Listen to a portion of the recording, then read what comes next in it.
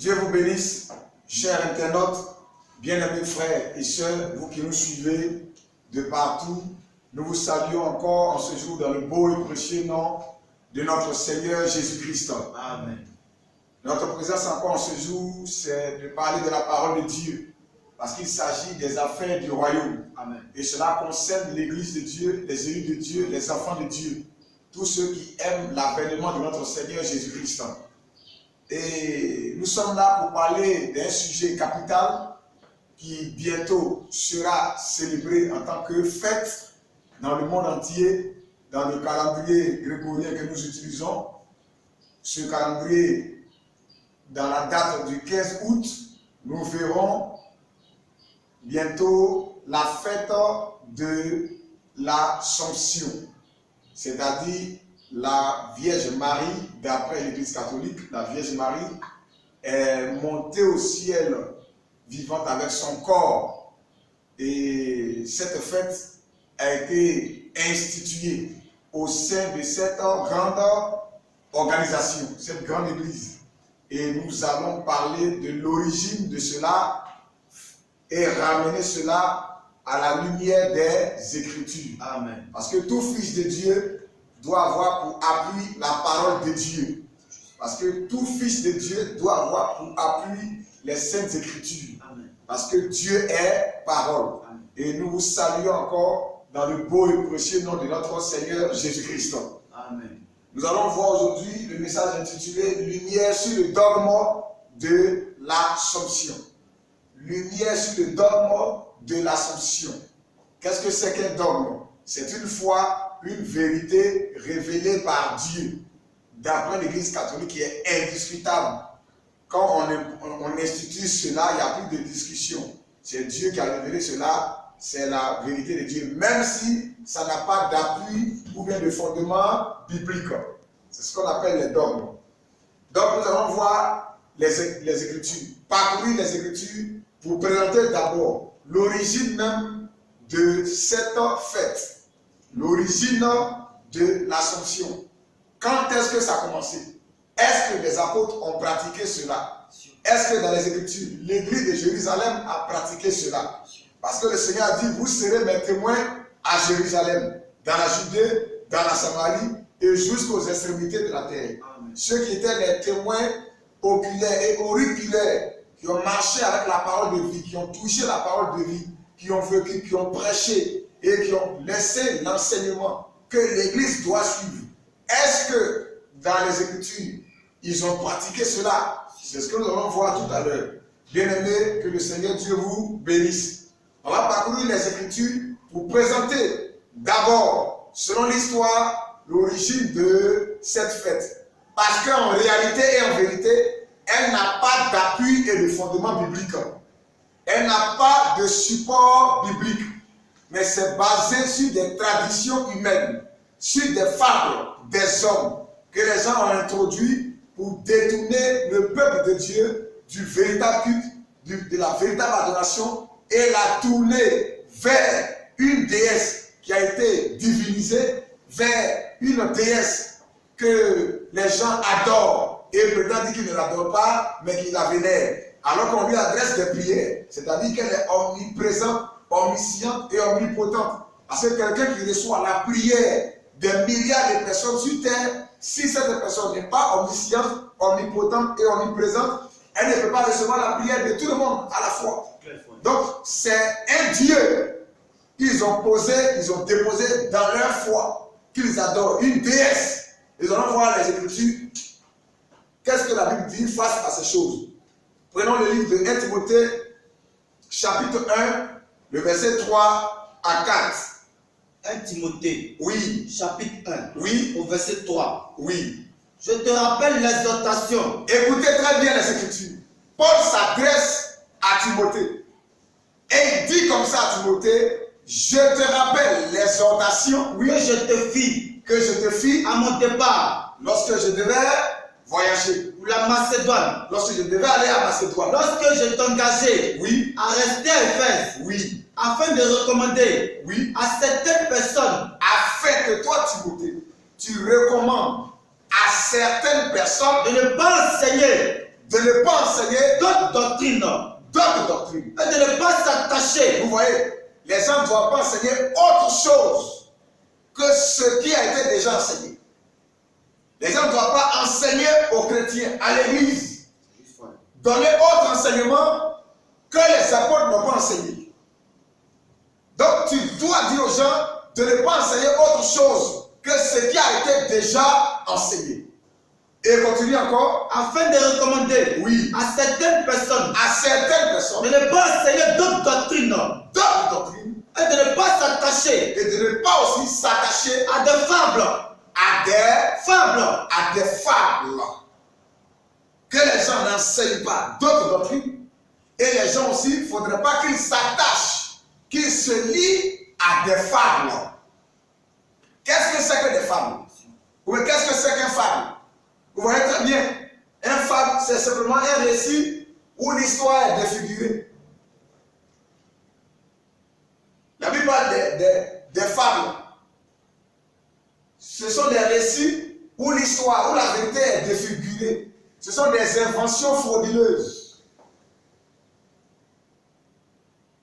Ce sont des légendes. Et il y a plusieurs fables qui existent de nos jours dans des villages jusqu'à aujourd'hui où il est dit qu'il y a certaines races ou certaines ethnies ou certaines tribus qui sont descendues du ciel sur une chaîne. Ce sont des fables, ce sont des légendes.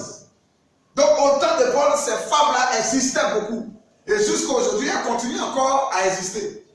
Donc il met Timothée en garde. Si ce n'était pas dangereux, Paul n'allait pas mettre Timothée en garde.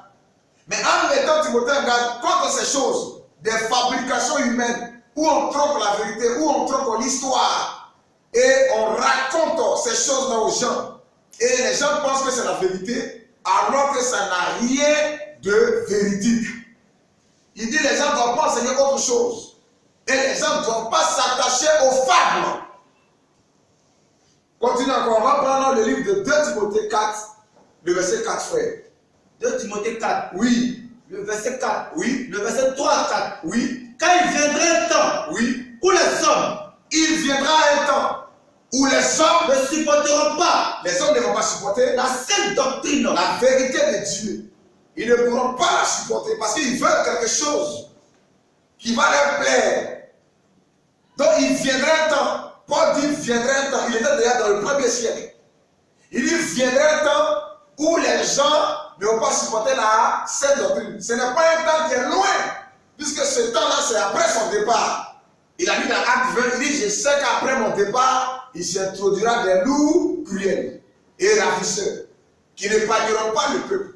Donc il viendra un temps où les gens ne vont pas supporter la sainte doctrine. Ce qui a été déjà enseigné par les apôtres, les gens ne supporteront pas cela. Mais qu'est-ce qu'ils vont faire? Oui. mais ayant la démangeaison, Ayant la démangeaison, l'envie des choses agréables, ayant les passions, les démangeaisons, l'envie d'entendre des choses agréables.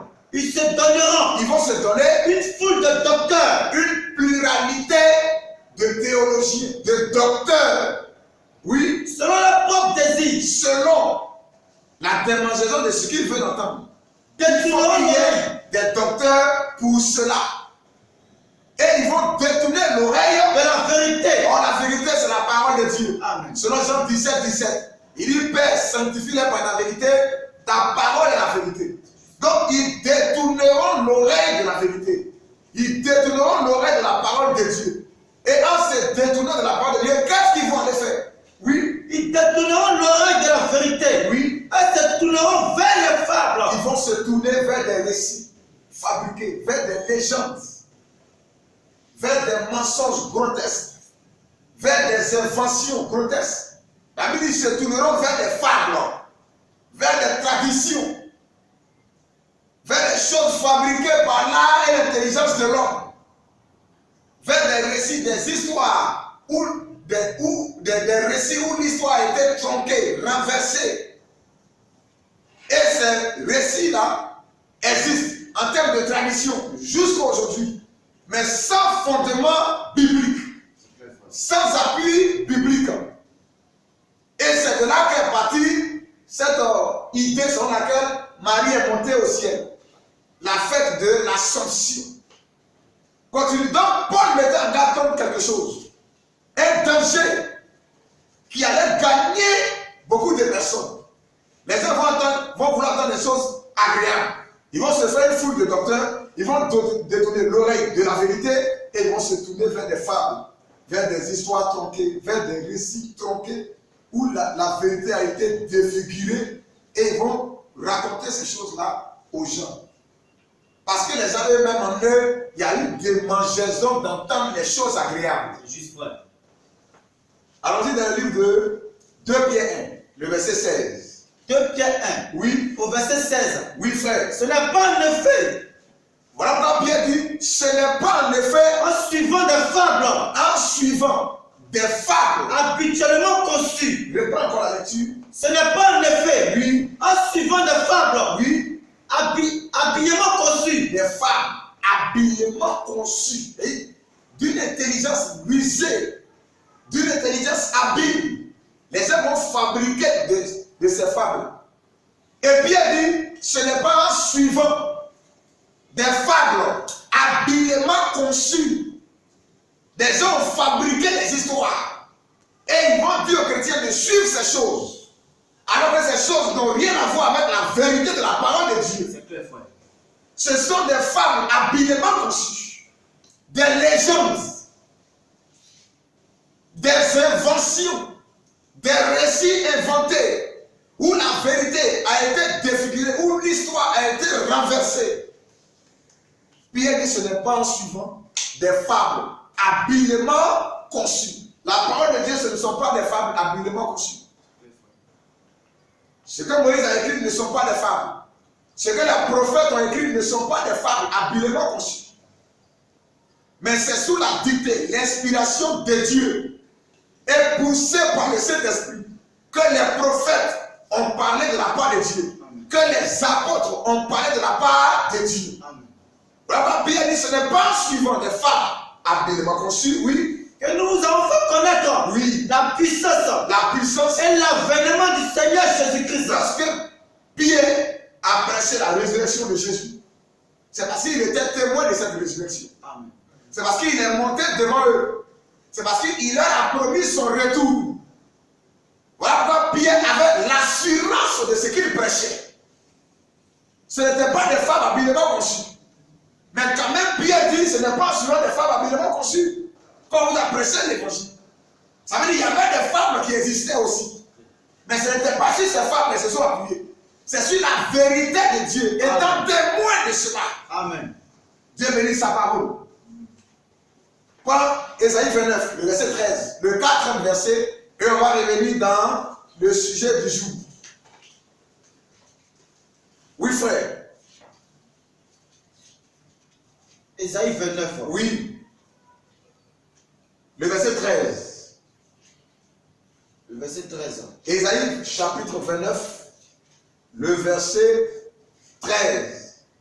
Au verset 13. Oui. Le Seigneur dit, Le Seigneur dit, quand ce peuple voilà pourquoi Dieu était en colère contre Israël, l'église de l'Ancien Testament.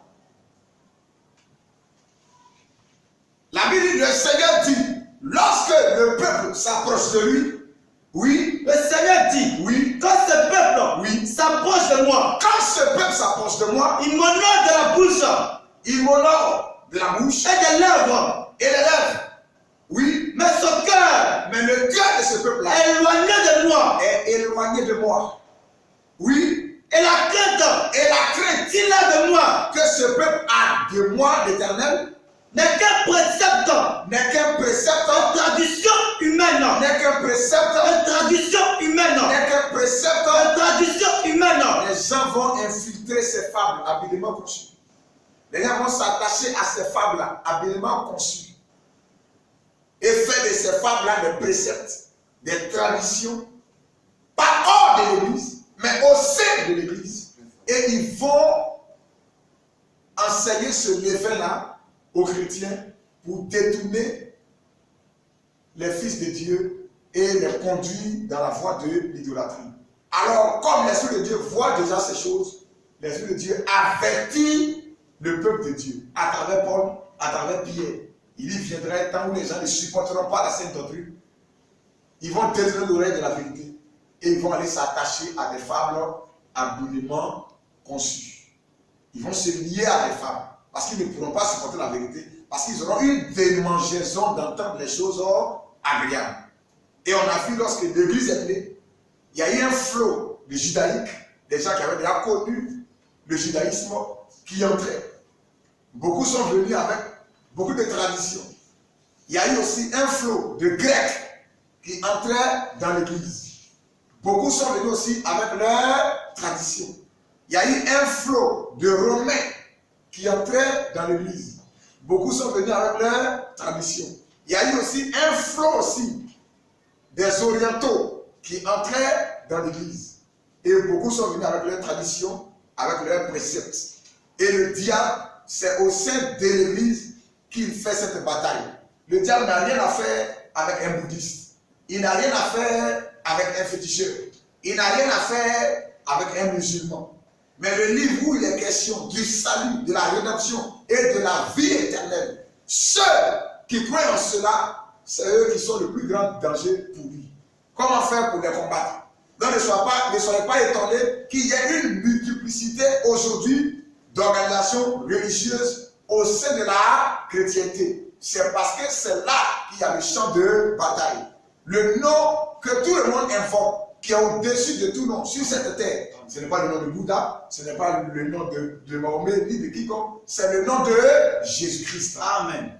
Donc tous ceux qui invoquent ce nom, comment faire pour introduire ce levain qui tire son origine de Babylone au sein de cette congrégation, pour donner naissance à une autre forme d'adoration, à une autre forme de culte au sein de l'Église. Et c'est ce culte-là que nous voyons, c'est cette organisation-là que nous voyons à travers ces dogmes et ces préceptes, d'où est partie la fête et le dogme de l'Assomption. Et beaucoup d'autres fêtes encore, c'est-à-dire la célébration de Jésus, de sa naissance le 25 décembre, la fête de Pâques, beaucoup d'autres fêtes encore, la fête des rameaux, toutes ces fêtes-là.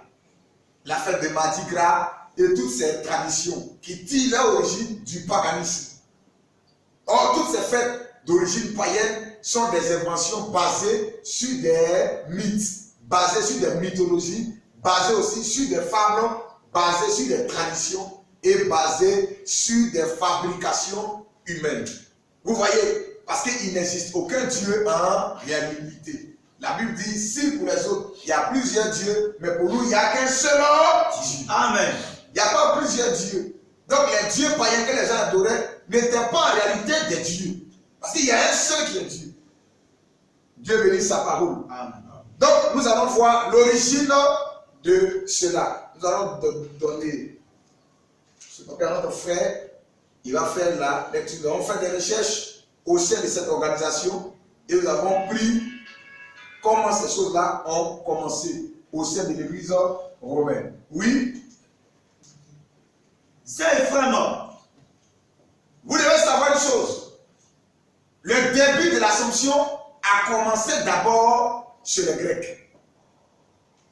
Oui. Parce que le culte de Marie avait déjà ses bases chez le peuple grec. À Éphèse, n'oubliez pas, il y avait le temple de la déesse Diane, cette divinité féminine qui était révérée dans toute l'Asie. La déesse Diane. Donc il y avait ces gemmes-là d'idolâtrie païenne envers une déesse dont on disait qu'elle était la reine du ciel parce que son simulacre était tombé du ciel. Donc l'origine de l'Assomption a commencé d'abord pas avec les apôtres, puisque aucun apôtre n'a fait cas de cela. Aucun épître n'a fait cas de cela. Et ce n'est même pas du vivant des apôtres. C'est après l'ère apostolique que des théologiens grecs, parce que la Bible dit les gens se feront une foule de docteurs pour entendre des choses agréables. Et le premier qui a jeté la base du culte, de la fête de l'Assomption, du dogme de l'Assomption, lui qui a jeté d'abord ses bases. Le premier qui a fait cela, c'est Saint Éphrem, que l'Église catholique reconnaît comme un saint. Et on va le lire un peu. Oui. Chez les Grecs, Oui. Saint Ephrem, Ça débutait d'abord chez les Grecs. Et lui qui a commencé cela, c'est Saint Ephrem. Oui. Saint catholique, C'est un saint catholique. fêtait le 18 juin. Et ce Ephrem-là, chaque 18 juin, il est célébré.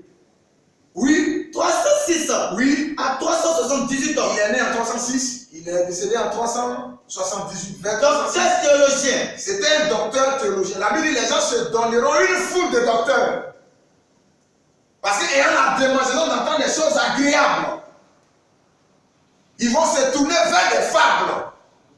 Donc voici des docteurs théologiens qui ont commencé à apparaître au sein de l'église. Et cet Ephrem-là, c'est lui qui a commencé à enseigner ces choses. L'un des tout premiers a jeté les bases de l'Assomption de Marie. Oui, frère. Donc, quel théologien catholique, Oui. c'est lui. On parle déjà de 306 et de 378. Donc on est au 4e siècle. On n'est pas au 1er siècle de notre ère. Aucun apôtre était vivant encore.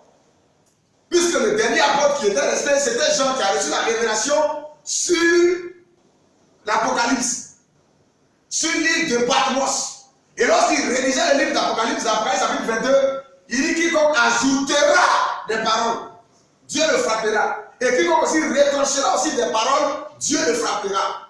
Donc rien ne doit être ajouté à la parole de Dieu.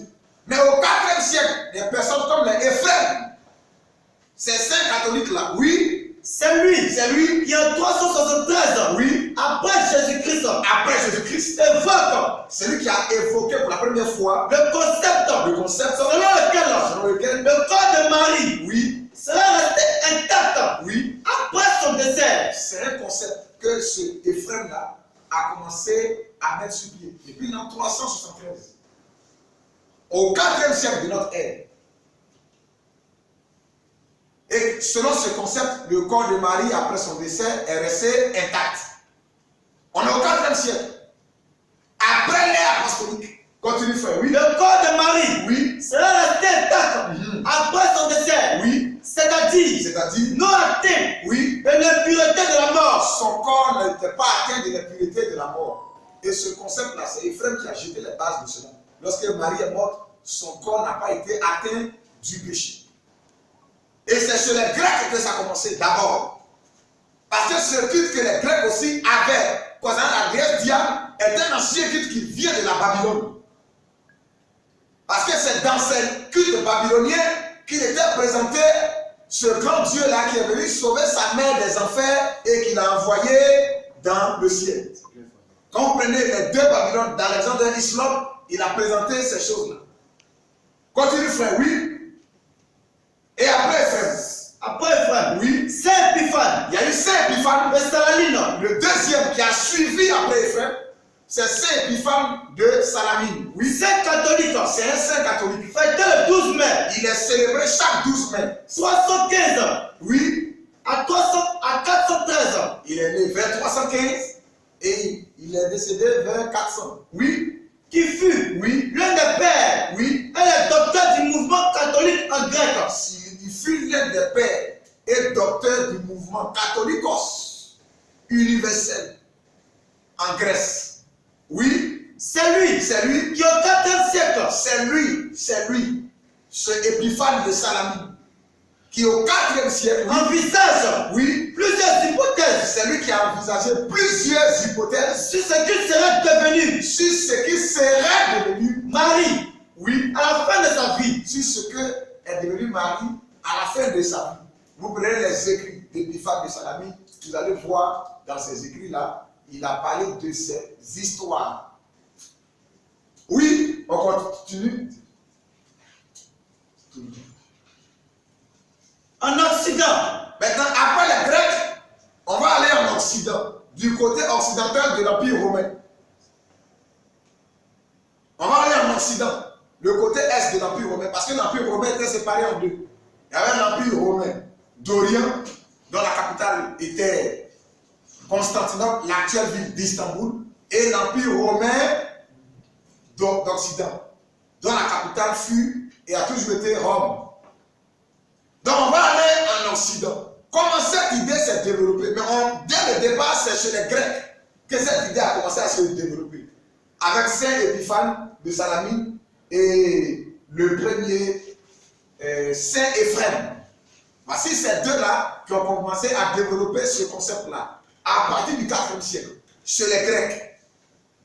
Oui, En Occident, Grégory de Tours, Grégoire de Tours. Grégoire de Tours, Oui, 538 oui, à 594. de l'an 538 à 594. Oui, c'est là qu'il a existé. Oui, Évêque de Tours, il était évêque même de la ville de Tours. Grégoire, après il s'est appelé Grégoire de Tours. C'est aussi un théologien catholique. Oui, théologien et historien. il était théologien et il était aussi historien. Oui, Au 6e siècle, au 6e siècle. ou à la fin du 6e siècle, Oui, fut le premier oui, à faire mention oui. des textes. C'est ce Grégoire de Tours, c'est lui qui, en Occident, il était évêque de Tours. C'est lui qui, en Occident, à la fin du 6e siècle, a commencé à faire mention, oui, Des textes apophates, des textes apocryphes. Oui, appelés Transi-Marie. il y a eu plusieurs textes qui existaient. Des textes même qui dataient du 5e siècle. Des textes qui dataient du 5e siècle. Et ces textes-là furent appelés quoi? Transitus Marie. Voilà. Transitus Marie. C'est plusieurs textes, plusieurs copies, plusieurs écrits. Oui, Des textes oui, qui dataient du 5e siècle. qui dataient même du 5e siècle. Pas de l'ère apostolique. Ce sont des textes apocryphes, non inspirés. Parce qu'il n'y a aucun verset dans ces textes-là. Ce ne sont que des écrits que des gens ont formulés. Oui, frère. Dans cet ensemble de textes, Oui, il est mentionné dans cet ensemble de textes, il est mentionné, que Marie rencontre oui, sur le mont Olivier sur le mont Olivier, un ange oui, qui lui remet oui. une palme Mhm. de l'arbre de vie. Dans ce texte appelé Transitus Mariae de Grégoire de Tours, ce texte-là qu'il a commencé lui-même à publier, il dit dans ce texte-là, il y a eu un ange un jour qui a rencontré Marie sur le mont des Oliviers. Oui, Sur le mont des Oliviers, Mhm. un un ange, qui lui remet une palme oui, de l'arbre de vie. et cet ange-là a donné à Marie une palme de l'arbre de vie. Oui, Et lui annonce et lui annonce, sa mort prochaine. et l'ange annonce à Marie sa mort prochaine. Oui, Et que rentrant chez elle, et que rentrant chez elle, elle annonça cette nouvelle elle a annoncé cette nouvelle. à son entourage. Oui, Et miraculeusement, et miraculeusement, les apôtres revinrent les apôtres sont revenus de différents endroits de différents endroits. où ils sont partis prêcher Oui, et entourer Marie. et ils ont entouré Marie, puisque dans le récit, Transitus Mariae, que cet évêque de Tours, Grégoire de Tours, a commencé à publier dans ses écrits-là.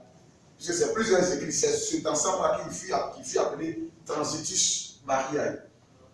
Donc, il est raconté dans ces livres-là que Marie a rencontré un ange qui lui a donné une palme de l'arbre de vie. Et c'est cet ange-là qui lui a parlé de sa mort. Et lorsqu'elle est revenue, les apôtres aussi sont revenus de leur mission et ils l'ont entouré. Et Marie a commencé à leur raconter cette vision qu'elle a eue. Ce n'est pas dans la Bible, c'est des textes apocryphes appelés Transitus Mariae qui datent du 5e siècle. Aucun apôtre n'a subsisté jusqu'au 5e siècle. Ce n'est pas vrai. Continue. Oui, C'est là c'est là qu'a apparu le Seigneur, qu'a apparu le Seigneur. entouré d'anges. C'est là, lorsque le Seigneur était là, lorsqu'ils étaient là en groupe, le Seigneur aussi apparu au milieu d'eux, entouré d'anges. Oui, Pour recevoir oui, l'âme de sa mère, oui. qu'il confie à l'archange Michael. C'est là que le Seigneur est apparu pour recevoir l'âme de Marie qu'il a confiée à l'archange Michael. Oui, À la suite, oui, les apôtres Mhm. entouraient Marie oui. au pied du mont Olivier. C'est à la suite qu'ils ont enterré Marie au pied du mont Olivier.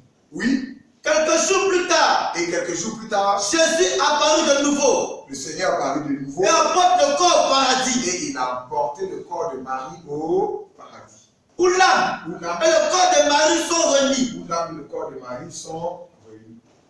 Voici dans ce livre-là, Transitus Mariae de Grégoire de Tours, à partir de la fin du 6e siècle, avait commencé à publier. du côté de l'Occident. Mais cette idée avait déjà commencé et fut développée chez les Grecs. En premier lieu, les bases furent jetées. C'était les évêques d'origine grecque qui ont jeté ces bases-là. Et cela a transité maintenant en Occident. C'est Grégoire de Tours qui a introduit ça en Occident.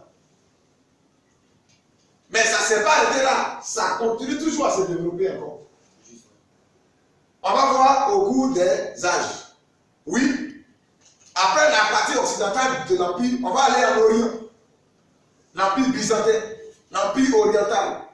Il y avait l'empereur de Rome et il y avait l'empereur aussi d'Orient. On continue, oui, mais c'est le même empire romain. Puisque Daniel a vu la statue dont la tête était en or, les bras et les poitrines en argent, le ventre était en airain. Et les pieds étaient en fer mélangés à l'argile. Mais les pieds se sont séparés en deux. C'est l'empire romain qui, à la fin de sa vie, va se séparer en deux. Il y a eu la partie orientale et la partie occidentale. Donc en Orient de l'Empire romain, oui. En Orient, Saint Jean, oui. dans cette guerre, Il y a eu un Saint Jean de Damascène. Il est né à Damas. Saint Jean de Damascène. Oui. Saint Jean de Damascène, né à Damas, Oui. en 749, Il est mort en 749. Oui. au 8e siècle, fêté le 6 mai. Saint Jean de Damascène, l'église catholique le célèbre le 6 mai.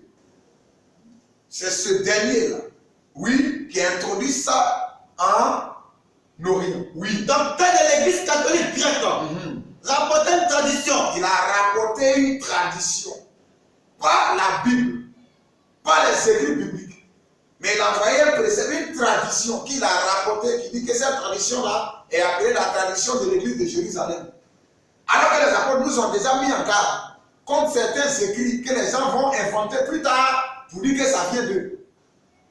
Les apôtres nous ont parlé de cela. On lira ça tout à l'heure. Oui, frère. Selon lui, Juvénal, Oui. évêque de Jérusalem, Juvénal qui était évêque de Jérusalem, oui. se voit demander lors du concile Oui. de Chalcédoine. Selon lui, dans cette tradition, Juvénal qui était évêque de Jérusalem, lors du concile de Chalcédoine, a reçu une convocation de l'empereur pour que l'évêque de Jérusalem lui envoie le corps de Marie. Le concile de Chalcédoine, c'est le 4e concile œcuménique. C'est-à-dire après celui de Nicée, après celui de Constantinople, après celui d'Éphèse, le 4e concile, c'est le concile de Chalcédoine. C'est lors de ce concile-là que ce Grégoire de Tours explique que l'empereur a donné une convocation à l'évêque de Jérusalem, Juvénal, pour qu'il lui apporte le corps de Marie. Oui. Se voit demander lors du concile de Chalcédoine. Oui. 4e concile œcuménique. 4e concile œcuménique. Après celui de Nicée. Après celui de Nicée. De Constantinople. Et de Constantinople. D'Éphèse. Du 8 octobre. Oui. Au 1er novembre. Le concile de Chalcédoine a commencé du 8 octobre au 1er novembre 451. En 451. Donc au 5e siècle. Oui. Concile convoqué. Oui. Par l'empereur romain d'Orient. Oui. D'alors. Oui. Concile qui fut convoqué par l'empereur Marcien et sa femme Pulchérie.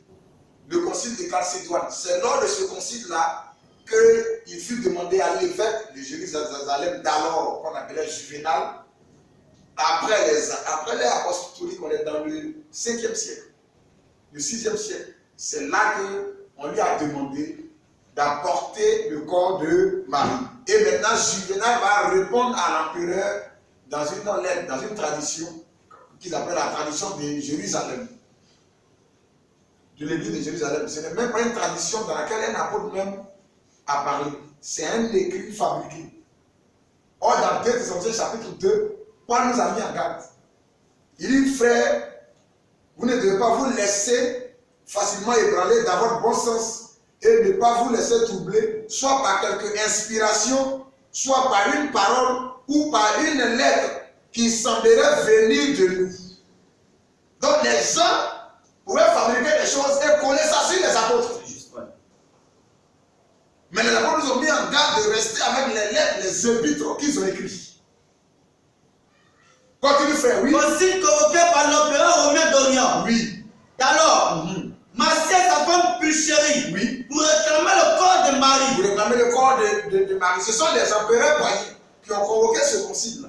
Et dans ce concile-là, ils ont réclamé le corps de Marie à l'évêque de Jérusalem. Maintenant, lui, il écrit pour répondre à l'empereur.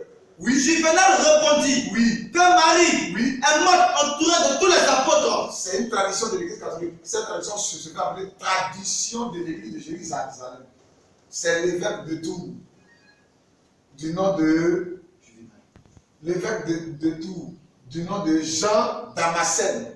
C'est lui qui a fait sortir cette tradition-là pour expliquer ce qui s'est passé dans cette tradition. Oui. Juvenal répondit Oui. que Marie est morte, Marie est morte. entourée de tous les apôtres. Donc, Juvenal lui répond, il dit Marie est morte entourée de toutes les apôtres. Sauf Thomas, Sauf Thomas, qui arrêta. dans ce livre appelé la tradition de l'église de Jérusalem. Oui. À son arrivée, À son arrivée, quelques jours plus tard, Thomas demanda de voir Thomas demandait de voir la tombe. la tombe. Mais celle-ci Celle-ci, s'avère vide. quand ils sont allés voir, la tombe de Marie était vide. Oui. C'est ainsi C'est ainsi que les apôtres oui, ont déduit c'est là qu'ils ont déduit qu'elle a été emportée c'est qu'elle a été emportée. au ciel. C'est une tradition. C'est ça la Bible appelle des fables. C'est un récit où l'histoire est défigurée. C'est une invention. Donc si Marie était emportée au ciel et les apôtres ont déduit cela, quand même il doit y avoir un épître C'est clair, frère. où cela doit être mentionné. C'est juste vrai. Mais nulle part, depuis Matthieu jusqu'à Apocalypse, aucun texte ne parle de cela. Mais ce ne sont que des traditions, ce ne sont que des fables. Parce que les gens ont eu des démangeaison d'entendre des choses agréables. Les gens cherchaient même à se saisir, chercher la croix de Jésus, chercher les clous de Jésus pour garder ça chez eux, les empereurs. Et il y a eu des guerres, des massacres. Pour vénérer ces reliques-là, chercher la robe de Jésus, la tunique de Jésus, l'habit de prière, l'habit de Paul, l'habit des apôtres, la coupe où il a pris, la Sainte Seine qu'il appelle le Saint Graal, que Hitler a cherché et il a tué les gens pour cela, pour développer sa doctrine. Ariel, les gens cherchaient ces choses-là. Mais ce n'est pas cela, les chrétiens doivent se livrer. Continue frère, oui. Une autre tradition Une autre tradition datant du 9e siècle datant du 9e siècle rapporte que l'absorption que l'Assomption, a eu lieu à Éphèse. il y a une autre tradition qui dit que c'est à Éphèse, dans la ville grecque d'Éphèse, oui, Dans la maison, dans la maison, comme aujourd'hui, oui, comme la maison, dans la maison qui est connue aujourd'hui, dans la maison oui, qui est connue aujourd'hui, oui, comme la maison oui. de la Vierge Marie. Vous partez à Éphèse, dans cette ville-là, il y a une maison qui est appelée là-bas la maison de la Vierge Marie.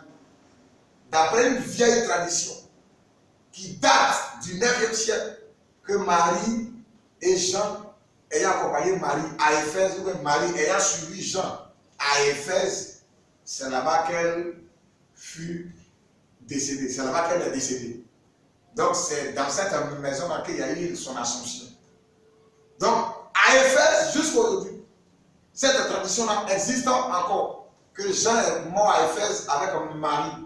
Mais c'est dans cette maison-là que Marie est décédée. Et cette maison est appelée la maison de la Vierge, à Éphèse. Donc, voici plusieurs traditions. Quel chemin doit-on suivre? Continue frère, oui. Dans la maison, Oui. connue aujourd'hui, Oui. comme la maison De de la Vierge Marie, la Vierge Marie. où Marie accompagnée Oui. par l'apôtre Jean mourut. Où Marie, accompagnée par l'apôtre Jean, mourut à Éphèse. Oui, continue frère. Déjà, Oui. à partir du 6e siècle, Donc voici des traditions qui ont commencé. Ce n'était pas d'abord des fêtes.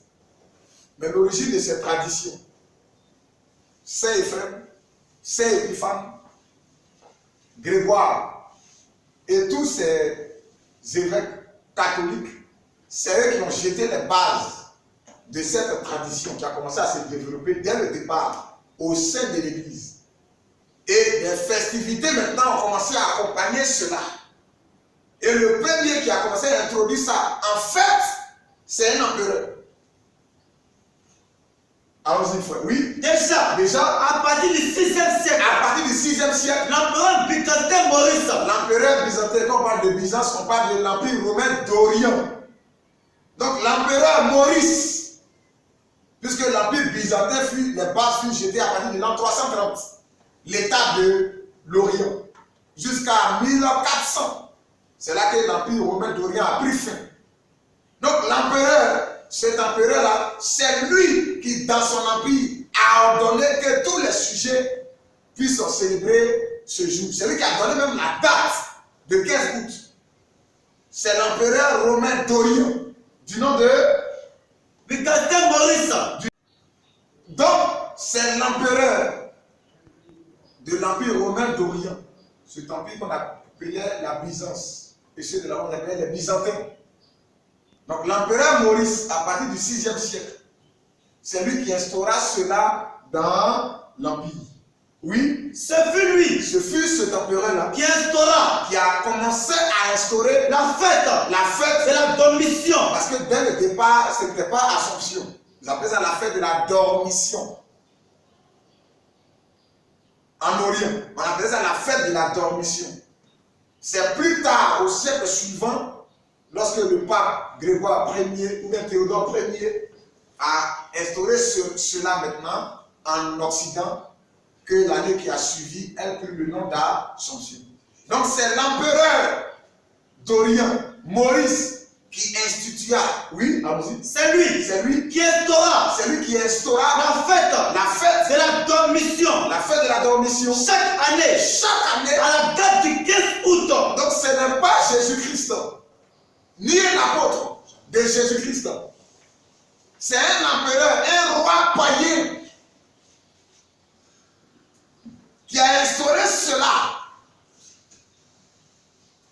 en Orient. Le 15 août, à partir du 6e siècle, comme une fête. Voilà comment est-ce que c'est parti dès le départ.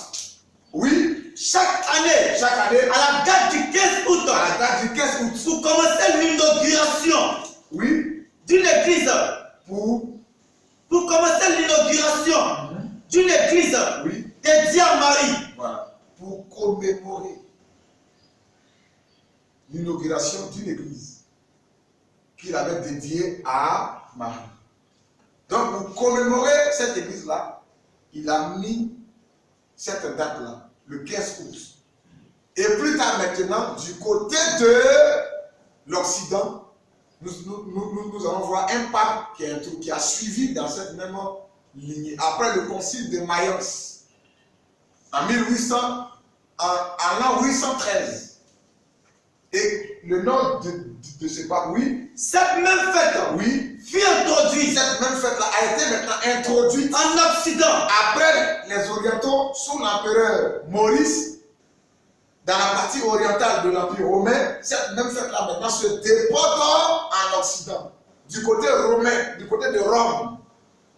Oui, sous l'influence du pape Théodore Ier. Voilà, c'est Théodore Ier qui a introduit cette fête-là en Occident, à partir du 6e et 7e siècle. Oui, pape. Il était pape de 642 oui, à 649. Non, en 642 à 649, le pape Théodore Ier, dans son pontificat, au 7e siècle, c'est là qu'il a introduit cela en Occident. Oui, frère. Pris le nom, oui, d'Assomption. Et c'est le siècle qui a suivi plus tard qu'on appelait ça Assomption, après le concile de Mayence, qui a eu lieu en 813. C'est après cela maintenant qu'ils ont dénommé cette fête-là Assomption. Dès le départ, c'était la fête de la dormition que l'empereur d'Orient avait introduit. C'est lui qui a donné la date pour commémorer une église qu'il avait dédiée en l'honneur de Marie. Voilà comment est-ce que c'est parti. On n'est même pas dans les Écritures encore. On est hors de la Bible. Oui, frère. Et pour le nom d'Assomption, oui, à partir du siècle qui suivit, à partir du siècle qui suit, le concile de Mayence, voilà, c'est comme ça, qui a eu lieu en 813. Maintenant, comment cette fête-là a influencé même aussi la France? C'est sous le roi Louis XIII. Parce que Louis XIII voulait un héritier. Donc il a dit à l'Empire que tout le monde fasse des marches solennelles chaque 15 août pour qu'il y ait un héritier royal. Et on va lire ça. Oui. En France, lorsque le roi Louis XIII, en 1637, au XVIIe siècle, en 1637, le roi Louis XIII, qui était le père de Louis XIV. Donc c'est sous Louis XIII, en France, en 1613, au XVIIe siècle, oui, en 1637 plutôt, oui, désirant un héritier, il voulait un héritier, consacré à la France, c'est ainsi qu'il a consacré la France à Marie, en demandant à ses sujets, à tous les sujets du royaume, de l'Empire de France, du royaume de France, de faire une procession, c'est-à-dire une marche solennelle. Vous allez voir, le 15 août bientôt, il y aura une marche. D'ailleurs, on ne va pas aller seulement à l'église, mais ils vont organiser des processions, des marches. C'est Louis XIII, en 1637, qui a dit à la France, comme il veut un héritier pour la couronne royale, que la France soit consacrée à la Vierge Marie. Et c'est comme ça que ce dernier a dit dans tous les diocèses, les gens n'ont qu'à marcher chaque 15 août jusqu'à ce qu'ils puissent avoir un héritier. Et effectivement, l'année qui a suivi, il y a eu la naissance de Louis XIV. Donc ça a boosté encore cette fête-là en France. Ça lui a donné encore de l'ampleur. Ça lui a donné encore une autre dimension. Voilà comment cette fête-là a influencé la France. Et de par la France, toutes ces colonies ont été baptisées de ce même venin. Vous voyez, maintenant, plus tard, lorsque nous sommes arrivés maintenant, je crois, au 19e siècle, un événement s'est passé dans l'histoire. Disons, oui.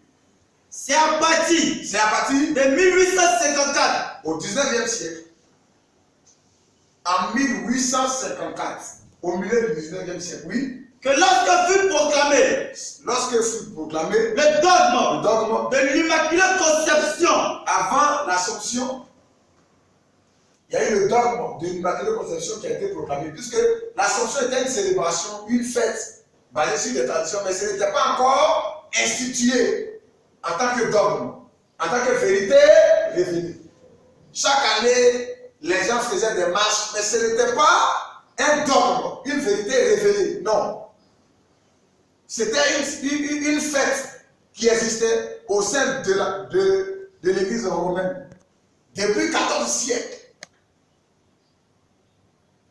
Donc, en 1854, lorsque le dogme de l'Immaculée Conception fut proclamé, puisque c'est en 1954 qu'il a été dit que Marie est Immaculée Conception, elle est conçue sans péché. Or, si elle est conçue sans péché, ça veut dire qu'elle a vécu sans péché.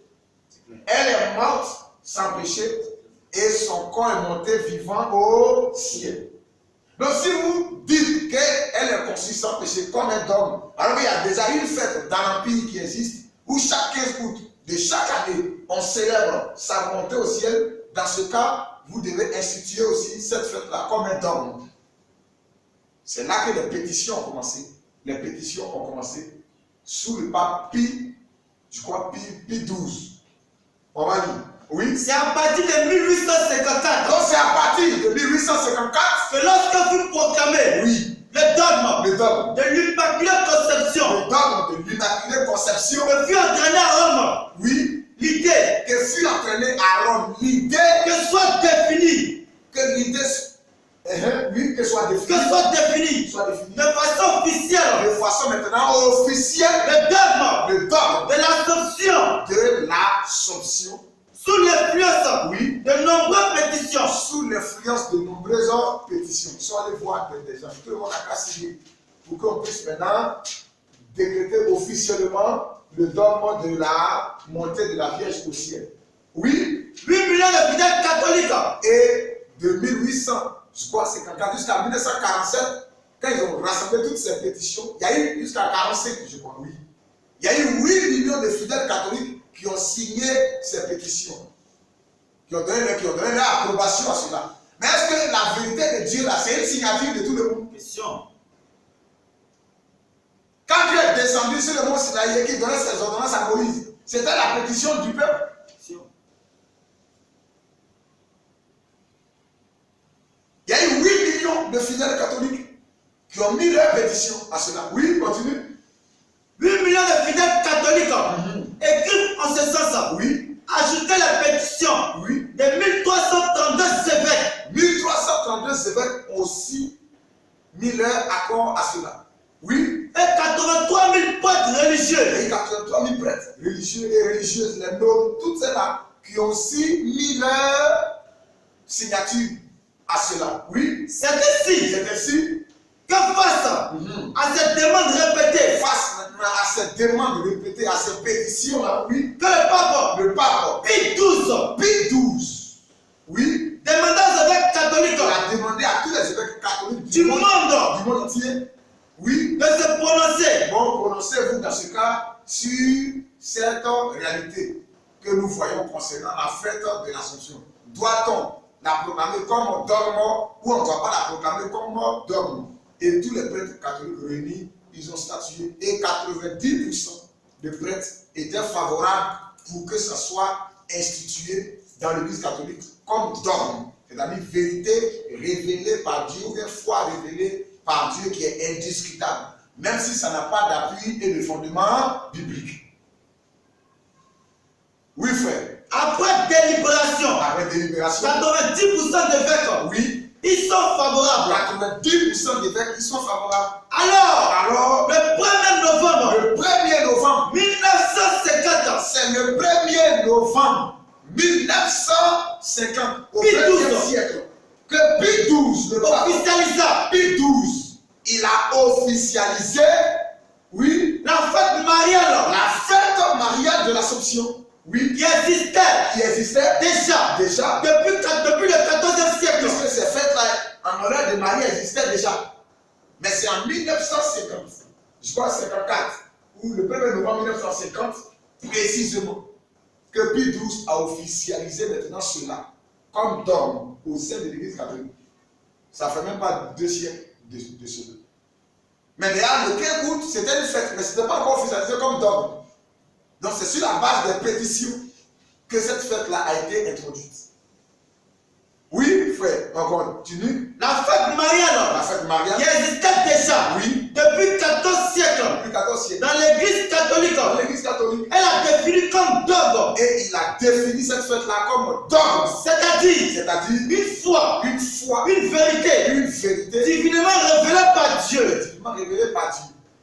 C'est ce qu'ils appellent dogme. On ne discute pas ça, même si ce n'est pas écrit, mais c'est Dieu qui a révélé ça.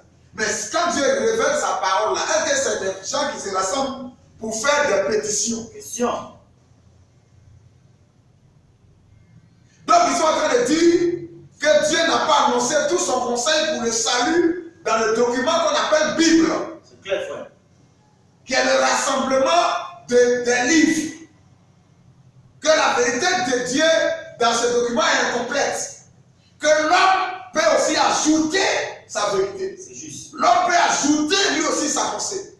C'est de ça que Paul parle. Il dit les gens auront la démangeaison d'entendre des choses agréables. Ils vont se faire une foule de docteurs selon leur bon plaisir pour aller se tourner maintenant vers des fables, vers des histoires conçues, vers des fabrications humaines, vers des traditions. Et les pharisiens étaient dans cet état d'esprit. Vous abandonnez le commandement de Dieu au profit de vos traditions et préceptes que vous-même vous avez établis. C'est clair, frère. La fête de l'Assomption, ce sont des traditions humaines que les gens eux-mêmes ont établies. Ce n'est pas la parole de Dieu.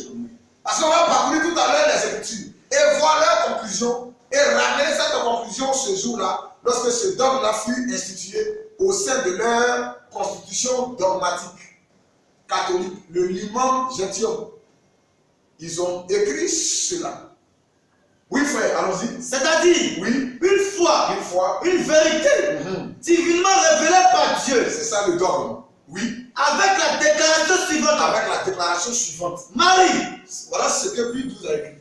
Il dit Marie, ayant été préservée du péché du péché originel originel, et n'ayant commis aucun péché personnel, Marie n'ayant commis aucun péché personnel, a été élevée elle a été élevée à la gloire du ciel à la gloire du ciel après la fin de sa vie terrestre. après la fin de sa vie terrestre. Oui, Encore et en âme, encore et en âme. rien Rien n'obligeait en effet n'obligeait à le faire. son enveloppe charnelle Son corps charnel là, oui, à attendre oui, la résurrection de corps. à attendre la résurrection. Parce qu'il savait qu'il y a une résurrection qui attend les saints. Amen. Mais il dit qu'elle, son corps là, n'a pas besoin d'attendre cette résurrection. Or, Paul a dit que nous n'avons pas dévancé ceux qui sont morts. Amen. Et il dit qu'elle n'est pas dedans. Mais pas sur la base de la vérité de la parole de Dieu, mais sur la base de leurs pétitions, sur la base des fables et des histoires habilement conçues. Pas sur la base des écrits des apôtres, pas sur la base d'un épître, non, mais sur la base de eux-mêmes, leurs propres fables, leurs traditions et préceptes qu'ils ont introduits. C'est de l'opposition à la parole de Dieu, c'est un ajout à la parole de Dieu. Oui, frère. Rien n'obligeait. Rien n'obligeait. En effet, son enveloppe charnelle attend la résurrection de corps. Oui. À la fin des temps. À la fin des temps. Dans la constitution. Oui. Appelée. Oui. Multifice Sanctinos. Munifi Sanctissimus Deus. C'est en latin. Oui. Du 1er novembre. Du 1er novembre 1950. 1950. Le paragraphe 44. C'est là-bas qu'ils ont écrit cela. Et il y a aussi une deuxième constitution qui s'appelle le Limam Gentium, qui est la constitution dogmatique catholique.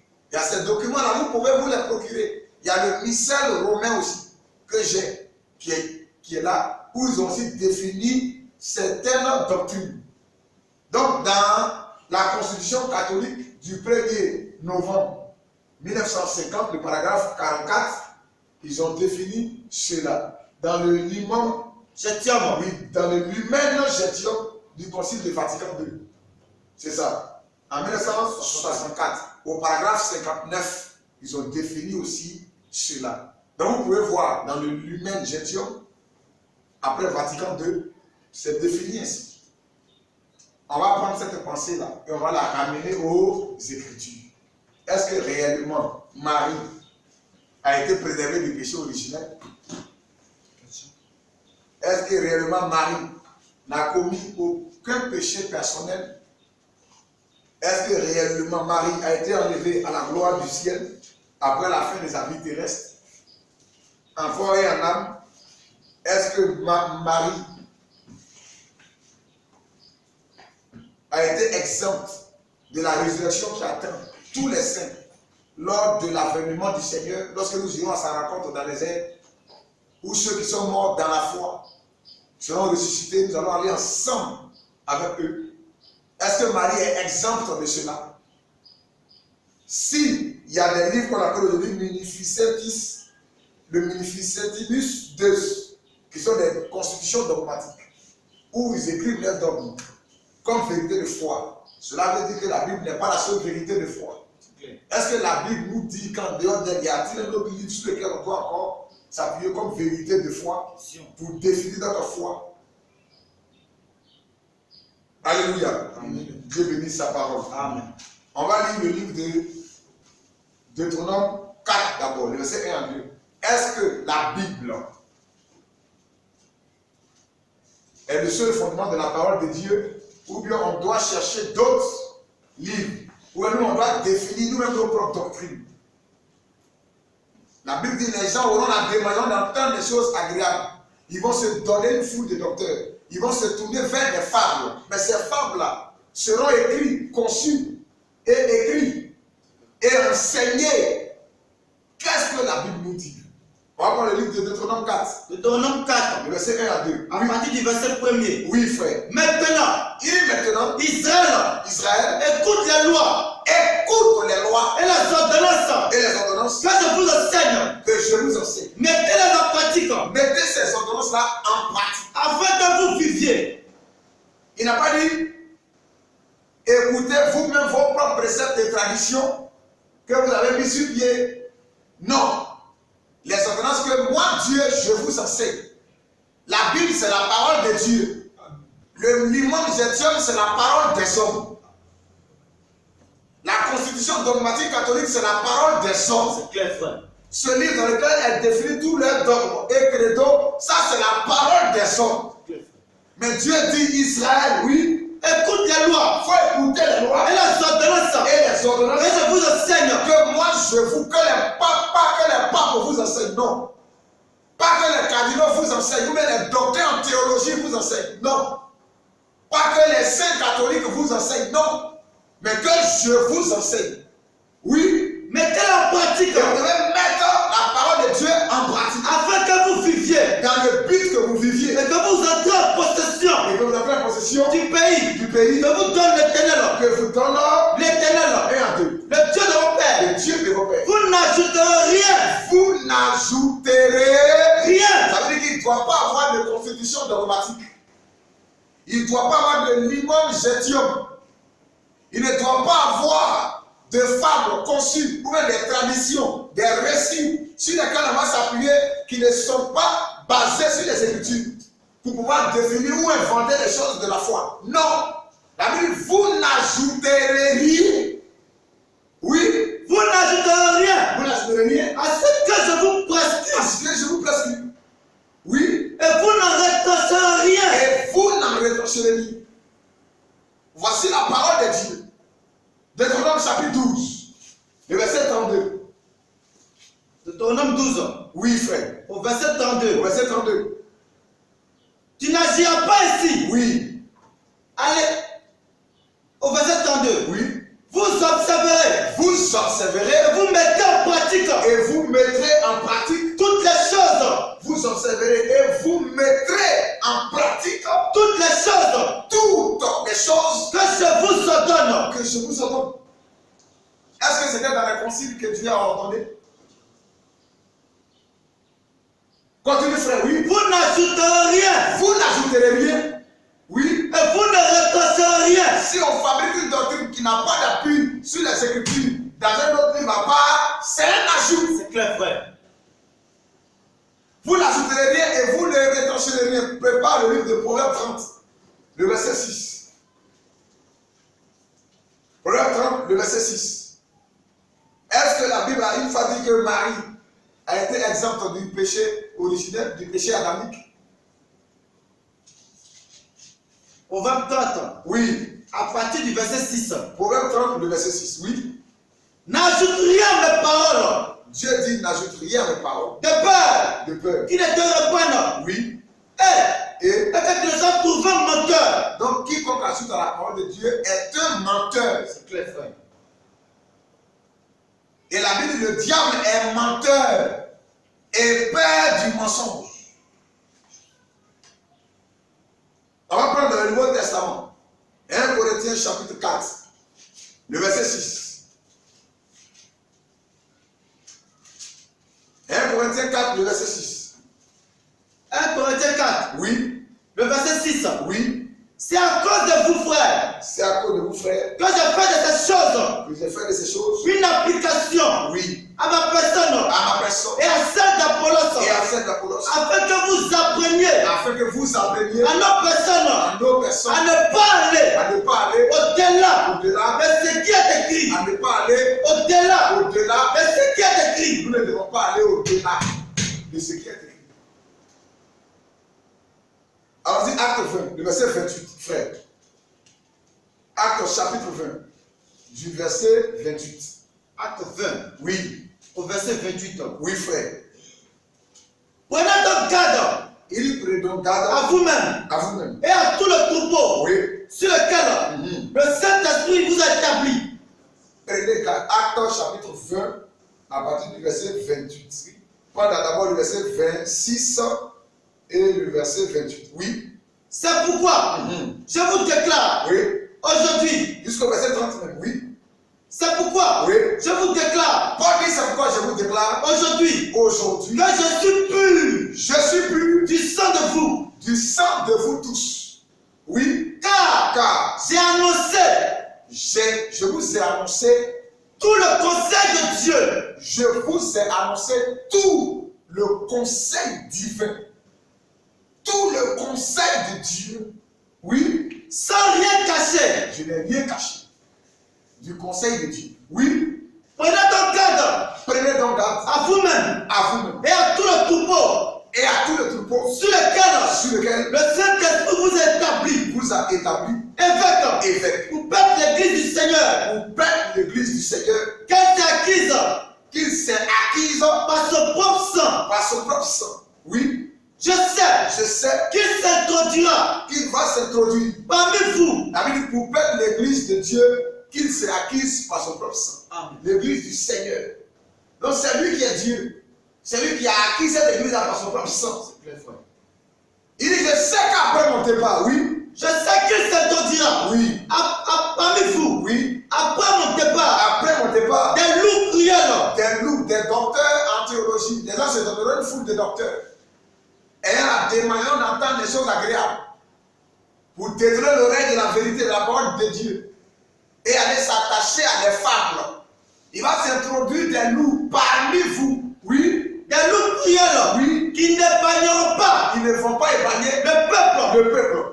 Oui. Et qui s'élèvera. Il va même s'élever du milieu de vous. Pas hors de l'église. Ils sont dans l'église.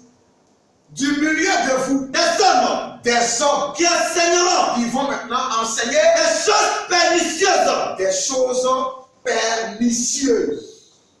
Oui. Pour entraîner les disciples après eux. Dans le but d'entraîner les gens après eux. Entraîner la masse. Entraîner la populace après eux.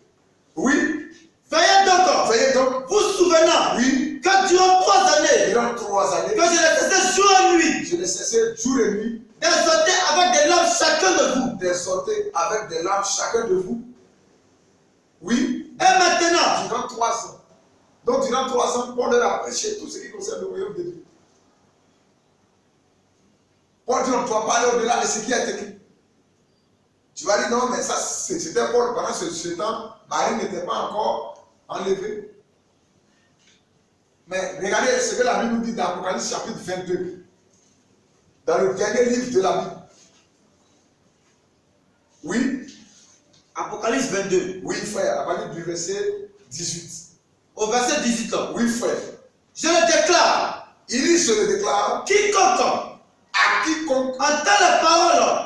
De la prophétie de ce livre.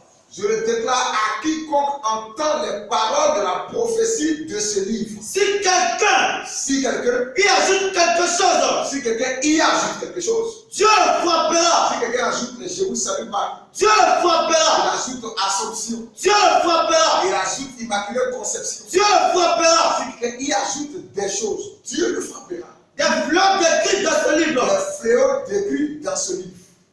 Oui. Et si quelqu'un redresse quelque chose, des paroles du livre, de cette prophétie, Dieu redressera de sa part. Dieu retranchera de sa part l'arbre de la vie. La mort de la vie.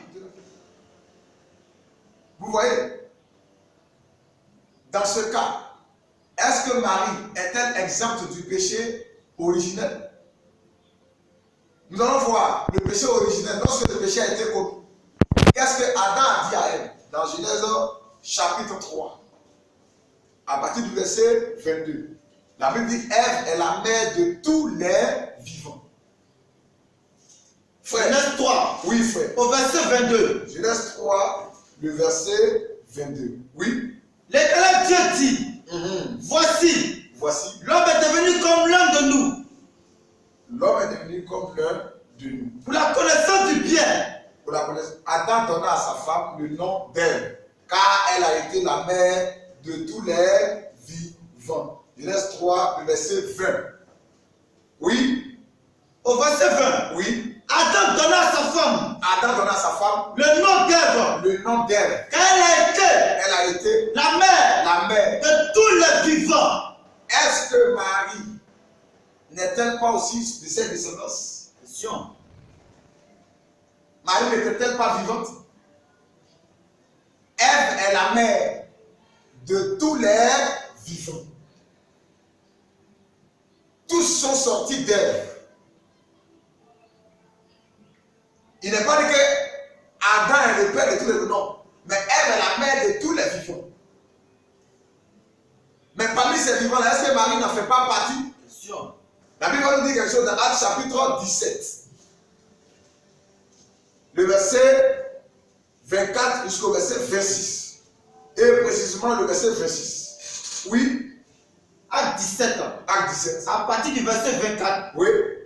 Le Dieu qui a fait le monde. Et tout ce qui s'y trouve. Et tout ce qui se trouve dans le monde, oui. Étant le Seigneur. Du ciel et de la terre. Du ciel et de la terre. N'habite pas. Dans les temples.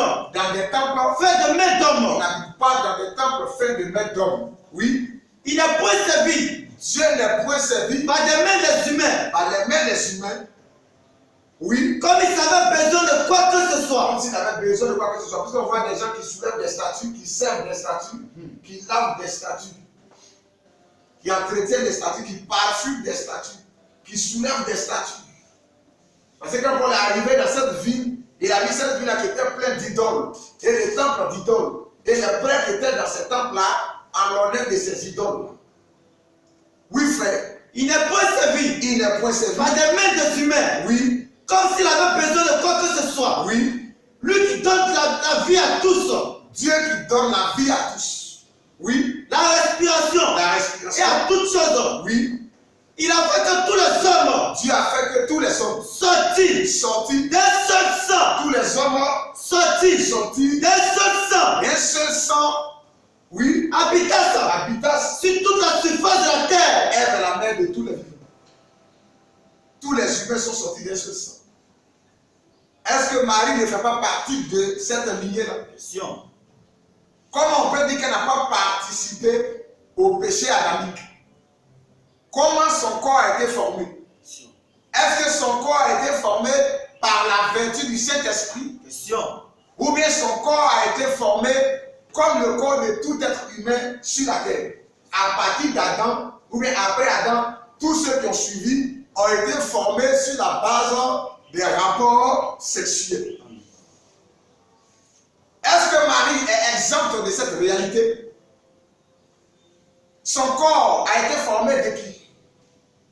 Si elle est montée au ciel vivante sans péché, c'est qu'elle est descendue du ciel sans péché. C'est clair, frère. C'est qu'elle est Melchisédek. Parce que tous les hommes sont sortis d'un seul sang.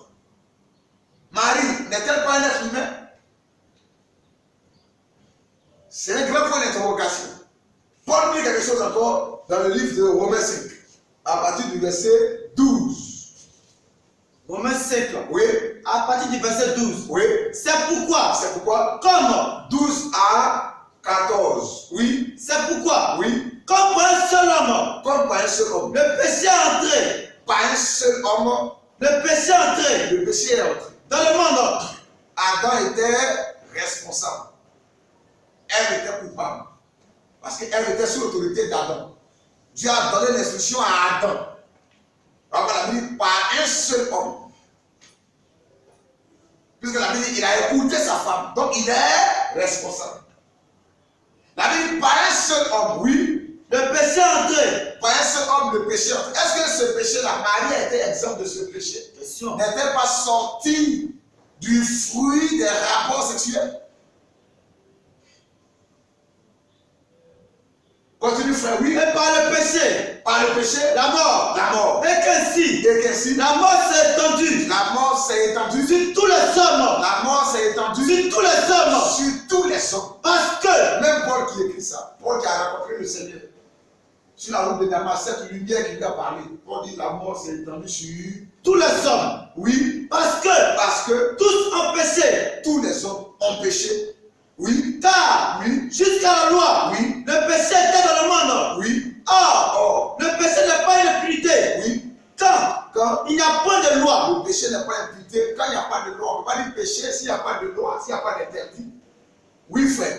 Oui. Cependant, la mort régnait. Cependant, la mort a régné depuis Adam jusqu'à Moïse. Même si ceux qui n'avaient pas péché. Même si ceux qui n'avaient pas péché. À une transgression semblable. Oui. À celle d'Adam. Lequel? Ce Adam-là qui est la figure. De ce qui devait venir. La figure. De ce qui devait venir. De celui qui devait venir. C'est juste vrai. et non le seul qui devait venir. Celui qui devait venir, c'est le Messie. Amen. De Adam, tous les hommes ont été déchus. Mais du Messie, nous recevons la vie et le salut. Jean va nous dire quelque chose dans le livre de Jean 4, le verset 17 à 21. Oui, frère. Jean 4. Oui. Le verset 17 à 21. Au verset 17 à 21. Oui. L'homme serait-il juste? Jean pose là, il dit, est-ce que l'homme serait-il juste devant Dieu? Marie n'est pas un extraterrestre. Elle est aussi homme. L'homme serait-il juste devant Dieu? Oui. Serait-il pur? Est-ce que l'homme peut être pur devant celui qui l'a fait? devant celui-là qui l'a fait? Oui. Si Dieu n'a n'a pas confiance oui, dans ses serviteurs, oui, s'il trouve de de la folie folie, chez ses anges, Dieu même dit que même les anges, ils trouvent de la folie chez eux parce qu'ils sont limités. Il ne faut qu'exécuter ce que Dieu leur dit d'exécuter. Ils sont limités. Il y a des questions que Dieu va leur poser, les anges ils ne pourront pas répondre. Donc ils ne sont pas intelligents que Dieu. Dieu trouve même de la folie chez eux.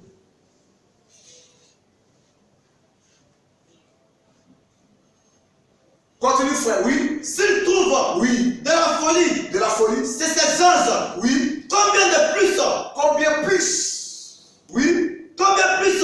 Oui. Chez ceux Qui habitent dans des maisons d'asile. dans Dans des maisons d'asile. voici la maison d'argile. Formée de la poussière de la terre. Marie n'habitait-elle pas dans cette maison-là, dans cette tente-là aussi? Et le corps de Marie n'a-t-il pas été formé par le fruit des rapports sexuels? Avait-elle un père? Avait-elle une mère biologique? Est-ce qu'elle a été conçue dans son corps par la vertu du Saint-Esprit? Et si c'était le cas, les parents de Marie allaient parler de cela aussi. Et la Bible allait mentionner cela. Mais nulle part, aucun parent de Marie n'a mentionné cela. Mais c'est plus tard, après l'ère apostolique, que cette tradition, derrière laquelle se cache le diable, a commencé à être introduite au sein de l'Église. Continue frère, oui. Qui dit L'homme qui tire l'origine oui, de la poussière. ceux qui habitent la terre d'argile, la maison d'argile, et qui dit l'origine de la poussière. Tu es poussière, tu retourneras à la poussière. Qui dit l'origine de la poussière. Oui.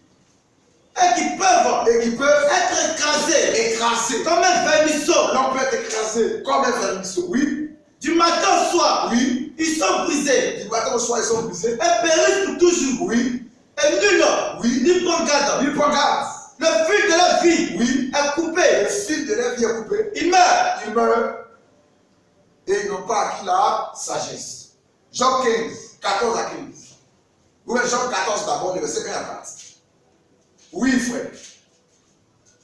Jean 14. Oui. À partir du verset 1er. Oui. L'homme né de la femme. L'homme qui est né, quand il parle de naissance, qui a été conçu par le fruit des rapports sexuels. L'homme né de la femme. Oui, frère. L'homme né de la femme. L'homme qui est né de la femme. Sa vie est courte. Sa vie est courte. Oui. Sans cesse agitée. La vie de l'homme est sans cesse agitée. Il naît. Il naît. Il est coupé. Il est coupé. Comme une fleur. Comme une fleur. Il fuit. Oui. Et disparaît comme une ombre. Il disparaît comme une ombre. Oui. Et c'est sur lui Et c'est celui que tu as l'œil ouvert. que tu as l'œil ouvert. Oui. Tu ne peux pas aller ta justice. Oui. Jusqu'au verset 4. Comment d'un être souillé Comment d'un être souillé sortira-t-il un homme pur? Comment d'un être souillé peut-il sortir un homme pur? Les parents de Marie étaient-ils des purs? Question. Pour qu'elle puisse sortir immaculée conception, ou même ayant été exempt du péché originel? La Bible dit, comment d'un homme pur peut-il sortir un homme? Comment d'un homme impur peut-il sortir un homme pur? Si ses parents était exemple du péché originel, dans ce cas, elle aussi, elle est exemple du péché originel. C'est clair, frère. Mais ses parents ne peuvent pas être exemple du péché originel. Et elle va être exemple du péché originel parce qu'elle est le fruit de leur union, de leur rapport. Mais Jésus n'est pas le fruit de l'union ou du rapport d'un être humain. C'est par la puissance de l'Esprit de Dieu. Et il s'est lui-même tissé un corps. Parce qu'il est le tout-puissant, rien ne lui est impossible. Amen. Continue, frère, oui. Comment Comment d'un être souillé sortira-t-il un homme pur? Sortira-t-il non plus? Il n'en peut sortir aucun. Il n'en peut sortir Aucun. aucun. Vous voyez? Dans Jean 15, 14 à 15. Jean 15, Oui, 14 à 15. 14 à 15. Qu'est-ce que l'homme Qu'est-ce que l'homme? pour qu'il en soit pur? Pour qu'il soit pur. Celui qui est né de la femme Celui qui est né de la femme, peut-il être juste? est-ce qu'il peut être juste? La Bible dit non.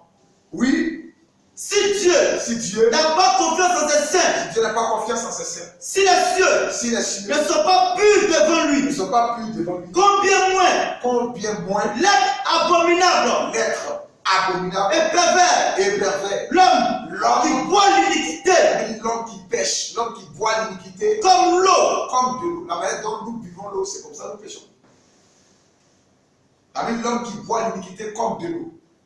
Comment un être souillé peut-il sortir un être pur? Et aller même à définir que Marie est exempte du péché adamique, du péché originel. Elle a vécu sans péché, elle est morte sans péché, elle a été enlevée vivante. On va prendre le livre de Luc 1, verset 46 à 55. On va écouter Marie elle-même. Oui, frère. Luc 1, oui, à partir du verset 1er. Oui. Luc 1, 46 à 55. À partir du verset 46. Oui. Et Marie dit, Lorsque Marie était en train d'être, après la visitation de l'ange, Marie a commencé à chanter. Et dans ce qu'elle disait, elle a dit quelque chose. Oui. et Marie dit, Marie mon âme t'exalte, on veut quoi encore? mon âme exalte le Seigneur. Marie dit que son âme exalte le Seigneur. Donc elle reconnaît qu'il y a quelqu'un qui est Seigneur sur elle, qui la domine. Continue, oui. Et mon esprit se réjouit Et son esprit se réjouit en Dieu, en Dieu. mon sauveur. Et son esprit se réjouit. Son esprit se réjouit En Dieu, en Dieu. mon sauveur. Bon. Si Dieu est le sauveur de Marie, de quoi est-ce qu'il l'a sauvé?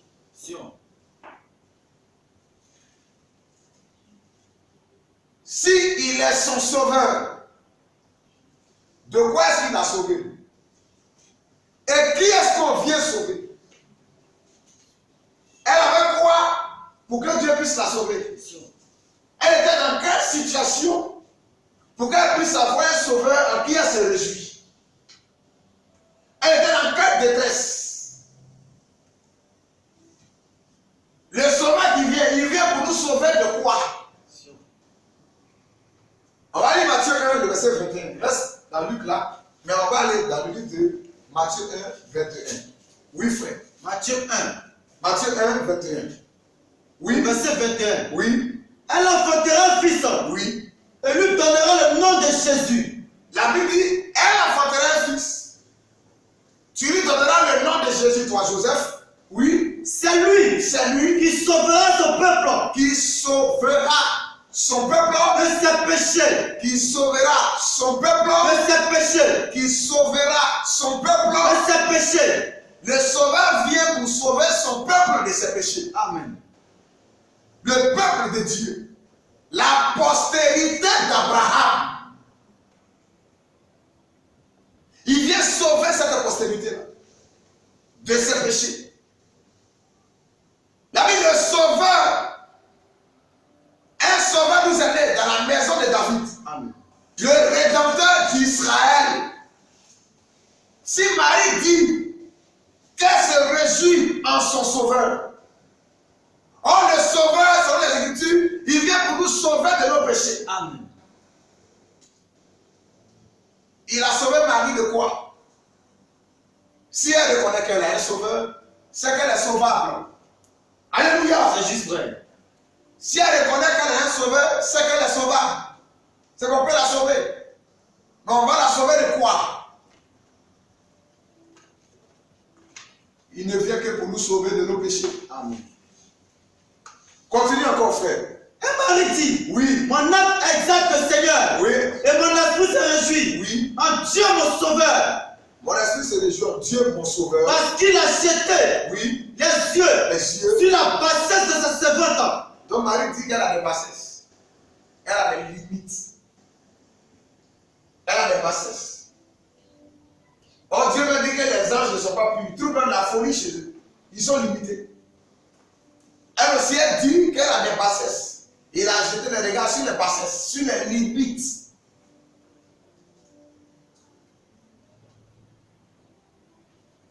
De sa servante. Oui. Car voici, désormais, oui, toutes les générations me diront, oui, bienheureuse. Pourquoi? Bienheureuse. Il faut lui dire qu'elle est heureuse.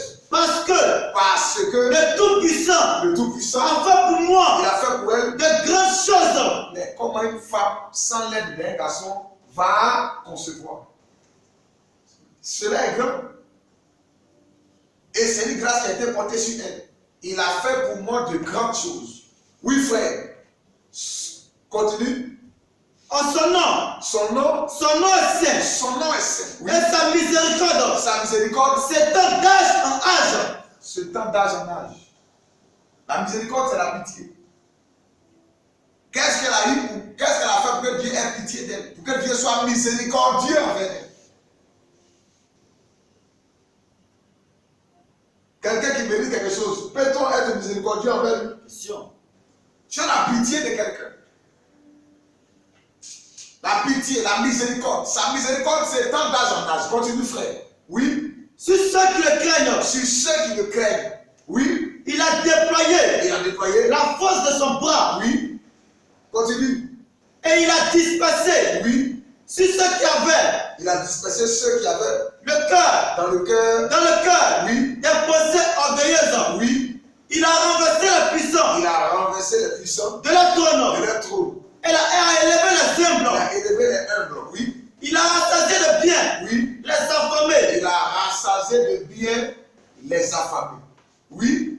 Et il a envoyé les riches à vide. Il a renvoyé les riches à vide. Oui. Il a secouru Israël. Il a secouru Israël. Son serviteur. Jacob, son serviteur. Elle parlait de la nation. Amen. Et Dieu est venu au secours de sa nation. Il a secouru Israël, son serviteur. Il est venu délivrer Israël. Il est venu délivrer le peuple de Dieu. Donc elle fait partie aussi. Amen. Oui. Et il s'est souvenu. Oui. De sa miséricorde. Comme il avait dit. Le verset 55. Comme il avait dit. À nos pères. À nos pères. Envers Abraham. Envers Abraham. Et sa postérité. Envers Abraham. Et sa postérité. Et sa postérité. Pour toujours. Mais il vient sauver qui? Il vient en aide à qui? Marie reconnaît qu'Abraham est son père. Elle est fille d'Abraham. Amen. Elle est notre père. Elle est fille d'Abraham. Elle est fille de Jacob. Elle est fille d'Isaac. Que Dieu s'est souvenu de cette postérité-là pour venir la sauver. Et elle se met dedans. Elles sont nos pères. Donc elle est de cette postérité. Est-ce qu'il n'est pas venu au secours de cette postérité? On va lire le livre de Hébreux 2, le verset 15 à 16. Hébreux chapitre 2, le verset 15.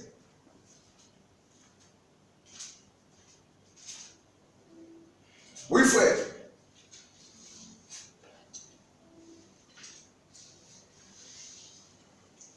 Prends le verset 14. Hébreux 2. Verset 14. Lisons ici. Oui. Hébreux 2, 14 à 16. Oui. Oui. Hébreux 2. Oui. Au verset 14. Ainsi donc, puisque les enfants participent au sang.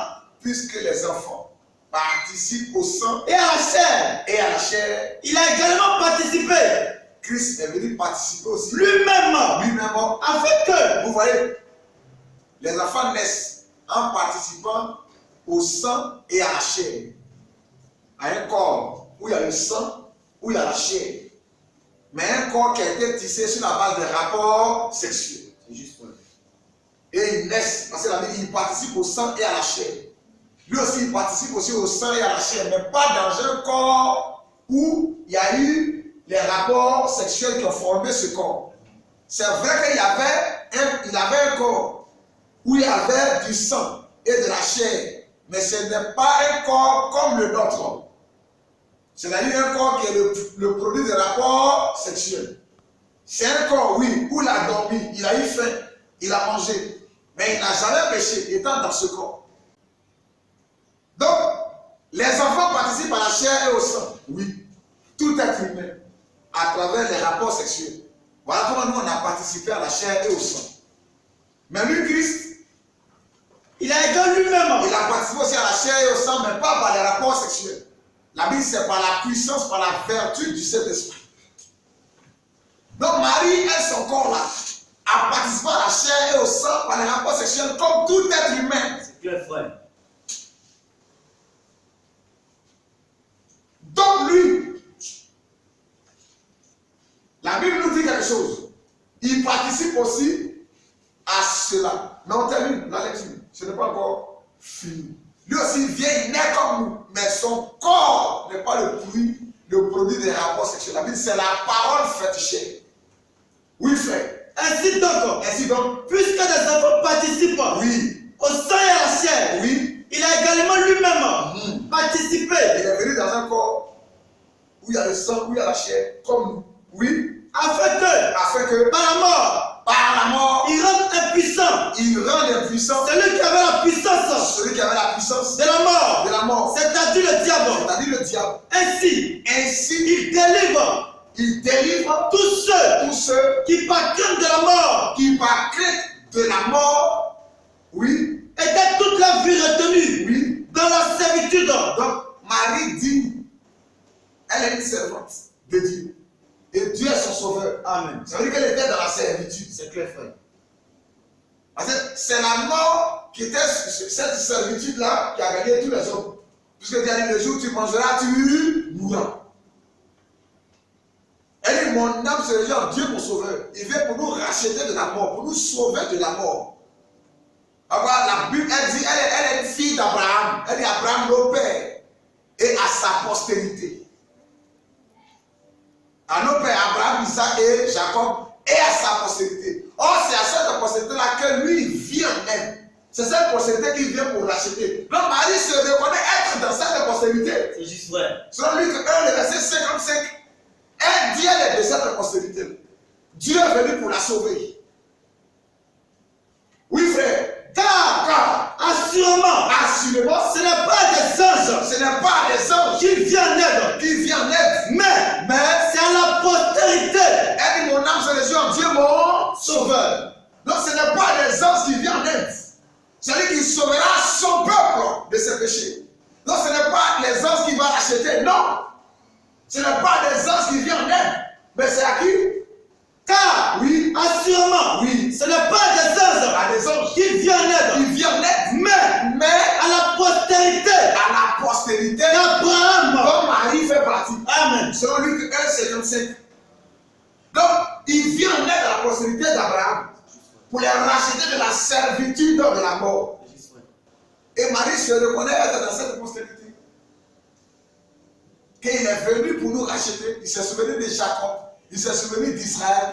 Mon âme se réjouit en Dieu, mon sauveur. Donc Marie, nulle part, la Bible n'a dit qu'elle a été exempte du rachat et de la rédemption. Ou elle a un rachat particulier qui n'a rien à voir avec le rachat du péché et du salut de nos âmes en nous délivrant de la mort. Ce n'est pas vrai. La Bible n'a jamais dit cela. La fête de l'Assomption est une fête inventée par l'Église romaine, enseignée par l'Église romaine. Après l'ère apostolique, Jésus a ignoré cela. Les apôtres ont ignoré cela. Ce ne sont que des fables habilement conçues, des traditions, des préceptes humains que les gens ont injectés au sein de l'Église. Pas de la véritable Église, mais de la fausse Église. Parce que lorsque nous parlons d'Église, il y a Église et Église. Il y a ceux qui sont l'Église de nom d'organisation et il y a l'Église en tant que le corps de Christ. Amen. L'épouse parole qui est lavée, sanctifiée par l'eau de sa parole. Amen. Amen. Donc, bien aimés frères et sœurs, tel est notre message du jour sur l'origine de l'Assomption de Marie. Comment est-ce que ça a commencé? À partir du 4e siècle, chez les Grecs, ça s'est déporté après en Occident, après aussi en Orient, des fêtes qui ont été introduites en Orient, et ces fêtes-là ont été déportées plus tard en Occident. Et en France, sous le roi Louis XIII, ça a été enseigné dans tout le royaume de France. Et en 1800, lorsque le dogme de l'Immaculée Conception a été introduit, c'est là que les gens ont mis des pétitions sur pied pour qu'on puisse reconnaître officiellement cette fête-là de l'Assomption comme un dogme. Et sous le pape Pie XII en 1950, ces choses-là ont été instituées au sein de l'Église catholique romaine. Nous sommes des chrétiens, nous sommes des fils de Dieu, nous attendons l'avènement du Seigneur, nous voulons nous mettre hors des traditions, hors des préceptes humains, hors de la sagesse des hommes, mais nous devons être lavés, sanctifiés par l'eau de la parole de Dieu. Amen. Dieu bénisse sa parole, que Dieu vous bénisse et que Dieu garde tout et chacun de nous. Shalom.